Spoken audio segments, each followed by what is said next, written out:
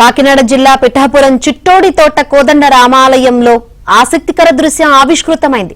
శ్రీరామనవమి సందర్భంగా అలంకరణ చేస్తుండగా రాముని భుజాలపై ఓ చిలుక వచ్చి వాలింది.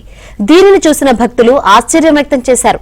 2016లో రామాలయం పునర్నిర్మాణ సమయంలో కూడా ఇలాగే రామచిలుక రాముడి చెంతకు చేరిందని నిర్వాహకులు తెలిపారు.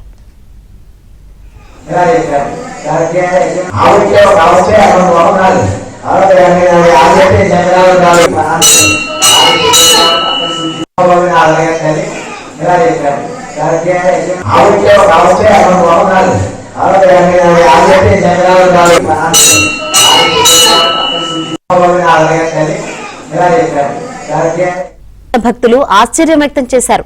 2016లో రామాలయం పునర్నిర్మాణ సమయంలో కూడా ఇలాగే రామచిలుక రాముడి చెంతకు చేరిందని నిర్వాహకులు తెలిపారు.